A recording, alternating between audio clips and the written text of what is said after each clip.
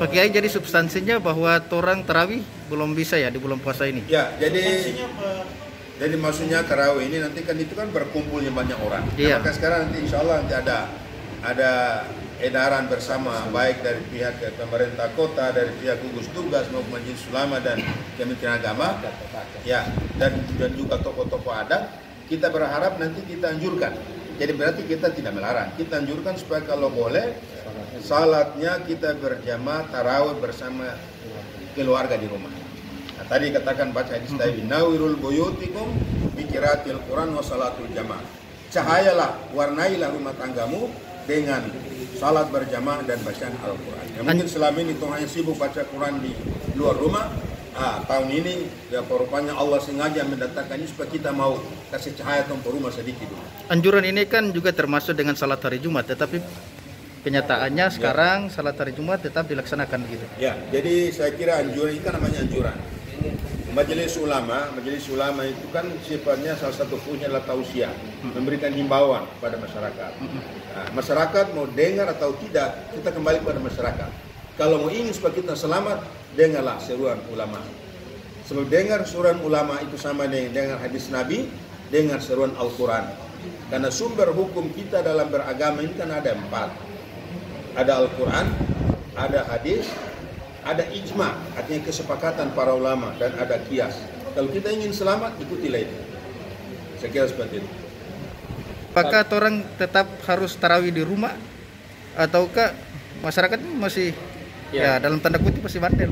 Ya, kalau untuk kita dari Kementerian Agama, sebagaimana edaran yang telah disampaikan oleh Menteri Agama nomor 6 tahun 2020, itu sholat tarawihnya itu dilaksanakan di rumah.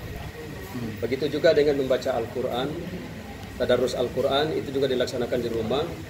Bahkan dihimbau segala aktivitas ibadah yang biasa kita lakukan di luar, itu sebaiknya dilakukan di rumah. Kenapa? Karena dengan cara kita melakukan sholat atau ibadah itu di rumah, itu salah satu cara kita memutus mata rantai penyebaran dari COVID Corona ini. Karena yang terjadi saat ini di masyarakat kita ada pemahaman bahwa keutamaan, kemuliaan sholat berjamaah itu adanya di masjid. Memang benar, dalam suasana kondisi yang aman dan terkendali itu semua dilakukan berjamaah di masjid. Tetapi dalam kondisi yang ada saat ini, itu yang tadi kami sampaikan, sebagaimana usul fikih mengatakan darul mafasid muqaddamun ala jalbil masalih, bahwa menolak sebuah kemudaratan itu lebih diutamakan dari hanya sekedar mendatangkan kemaslahatan. Orang sholat berjamaah di masjid itu luar biasa, pahalanya 27 derajat Allah berikan bagi mereka yang berjamaah. Tetapi pada satu sisi lain, ketika orang melakukan berjamaah di masjid, ada kemungkinan bisa saja orang itu bisa terjangkit, mungkin di antara jamaah, atau mungkin dalam proses dia perjalanan menuju ke masjid, bisa saja semua itu terjadi. Karena virus ini sangat gampang menular, tidak hanya dengan pernapasan, tetapi dia melekat pada tempat-tempat yang memungkinkan orang itu untuk terjangkit. Makanya untuk memutus mata rantai itu, maka salah satu cara yang paling aman adalah melakukan aktivitas kita, termasuk aktivitas ibadah kita itu di rumah. Kondisi saat ini juga disampaikan oleh Ketua MUI tadi, ibadah yang tertinggi pada puncaknya adalah ibadah haji sebagai bagian penyempurnaan dari rukun Islam. Tetapi toh pada sampai saat ini pemerintah belum bisa memberikan sebuah kepastian karena kondisi yang tidak memungkinkan untuk saat ini.